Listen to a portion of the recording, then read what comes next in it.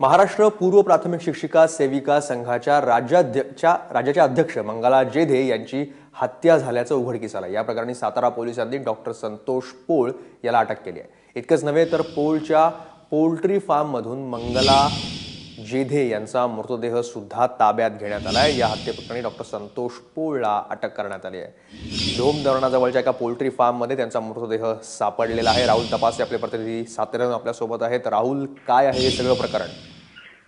मयुरेश, अतिशय खळबळजनक घटना म्हणावी लागणार आहे सातारा जिल्ह्यासाठी, कारण की याच्यामध्ये जो प्रमुख आरोपी आहे तो डॉक्टर आहे आणि प्रचलित या भागामध्ये जो वाई परिसर आहे त्यामध्ये तो प्रसिद्ध म्हणून डॉक्टर ओळखला जातो संतोष पोळ यानं मंगल जेधे या महिलेला जीवे मारून तिचा खून केलेला आहे। हे सगळं प्रकरण गेल्या काही महिन्यांपासून दाबून ठेवलं गेलं होतं।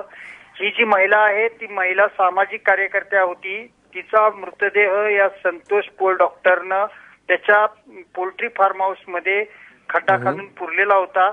हे सगळं प्रकरण महिलेचा मिसिंगच्या अनुषंगाने पोलीस करत असताना हे सगळं प्रकरण उघडकीस आलेलं आहे। यामध्ये डॉक्टरनं एका नर्सचा उपयोग केलेला आहे। ती नर्स त्याची प्रियसी आहे। या दोघांनी मिळून या महिलेला या फार्म हाऊस मध्ये पुरलेलं एकंदरीत समोर आलेलं आहे। मात्र मयुरेश, ह्याच्यामध्ये प्रामुख्याने सांगावं लागेल की हा खून नेमका कशासाठी झाला आणि यातून नेमका उद्देश काय होता डॉक्टरने त्याचा खून करण्याचा त्या महिलेचा, हे मात्र निष्पन्न होऊ शकलेलं नाहीये। मात्र डॉक्टरला आता अटक करण्यात आलेली आहे, नर्सला अटक करण्यात आलेली आहे आणि याची जी पुढची तपास यंत्रणा आहे, तपास आहे तो वाई पोलीस करतायत। या सर्व पुढच्या तपासातून आता अनेक धागेदोरे आणि अनेक वेगवेगळी साखळी सुद्धा समोर येऊ शकणार आहे, समोर येण्याची शक्यता आहे। बरोबर राहुल, तुम्ही या तपासावर लक्ष ठेवा। याची माहिती जसं तपास पुढे जाईल तशी आम्ही तुमच्याकडून घेऊ। धन्यवाद राहुल, तुम्ही दिलेल्या सगळ्या सविस्तर माहितीबद्दल।